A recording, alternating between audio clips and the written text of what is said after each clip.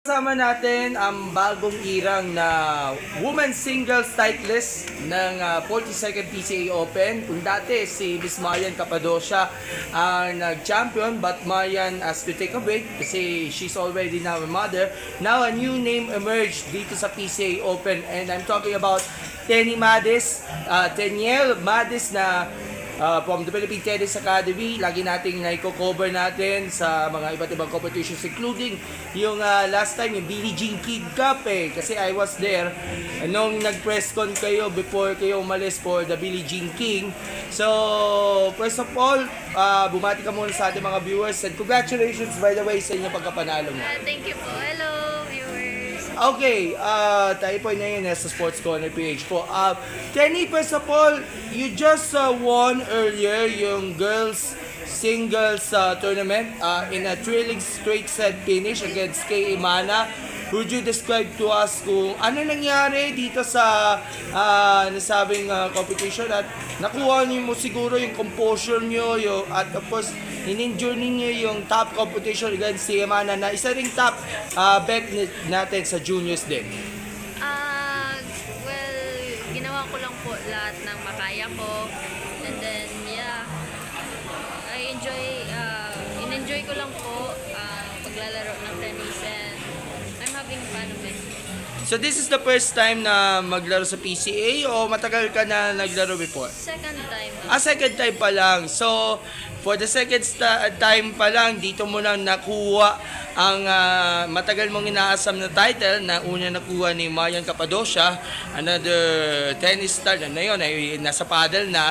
But Marian, sabi nga natin, she's already got pregnant, and of course, meron na siyang bagong baby. Nung nalaman nyo, nung last point na nakuha nyo yung title, ano ba yung feeling mo? Ano ba yung reaction ni Tenny? Sobrang masaya po kasi dream ko lang po yun ng bata pa po ako. So, matagal mo nang pinapangarap na ito nga, dream title, isa sa mga dream titles mo ay yung makuha mo yung title ng PCA Open. At pag sinabi PCA Open, this is among the top tier tennis competition sa Pilipinas, at mukhang hopefully madadagdagan pa kasi marami ka mga nakalinyang tournaments na iaarap. Pero, balikan muna natin yung inyong experience dun sa Billie Jean King Cup kasi nandun tayo before sa PSA with regards sa press con. How was your experience na pala of competing dun sa Billie Jean King? And of course, mukhang with this victory, lalo pang umaangat ang status na yun ng ating Philippine tennis, especially the women's side, lalo na making the headlines pa rin. Ito si Alex Ayala. Ang experience ko doon is, grabe, iba po talaga pala yung mga international level maglaro. And yung iba po, nakalaban ko po yung mga pro, gano'n. So, yeah, it's a great exposure din po for me. Okay, so after ng PCA Open circuit, what's next for you? Ano ba ang mga abangan natin?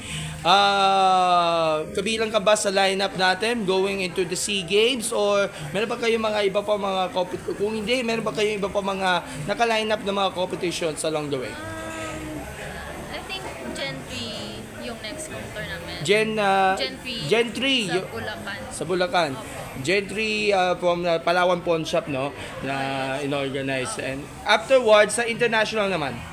Wala pa po, sir. Oh, so, yung Gen 3 muna nga po, Cup ang focus mo sa ngayon, and we're definitely hoping na it could be another breakthrough finish nga for Tenny pagdating nga sa competition. Anong sinabi sa inyo ni Coach Bobby all throughout nung campaign ninyo sa PCA? Ano ba yung mga pointers mo na sinabi sa inyo ni Coach Bobby? Laban lang palagi, and then gapangin mo lahat ng mga bola, and grabe po yung pag-motivate niya sa akin, and thank you po para doon, Coach Bobby. Lastly, and Coach Darrell. alright. Lastly, with this title domination dito sa PCA Open, do you think kaya mong masustain pa sa next Open or kaya mo may depend sa titulo, and with this impact na nakuha sa iyo being one of the top players sa junior circuit, sa seniors, alam naman natin si Alex Ciala na yun, nasa China na, competing in different Opens. Ano ang masasabi mo? Ano ang ini-aim ninyo sa inyong paparating pa mga competitions? Anong goal ninyo? Kakayanin lang po at kung kakayanin lang, every tournament counts din po. Alright, Tenny, may mga gusto kayo pasalamatan na batiin on your recent title conquest po. First of all, I want to thank God for this opportunity, for sustaining my strength, and also to PTA, Philippine Tennis Academy, especially Tito Romy Chan and Tito Oscar Hilado.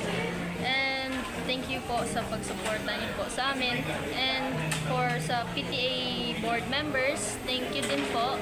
And to my teammates, Steffi Aludo, Lorena Llorina, Kuya Iggy Pantino, Kuya Miguel Iglupas, and Ate Bea Toledo. Thank you for supporting me all the way, guys. And then to my parents who came here talaga, even though sa busy schedules nila. Kahit naman nasa malayong lugar, pumunta pa rin to show support from you. Kasi alam ko galing Mindanao ka, no? Yes po. Oo. In what province ka, Tenny?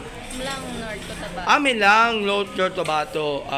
So, sinagar nila na pumunta na Manila para lang makapanood at masilayan ka in person. Anong nasabi nyo na nasilayan ninyo na naglaro ka dito sa Manila ng inyong mga parents?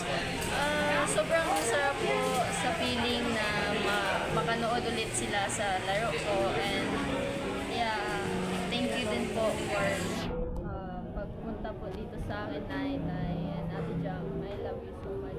Alright, thank you so much, Tenny. More power, God bless, and congratulations again. Let's hope for another repeat sa PCA Open. Thank you. Thank you.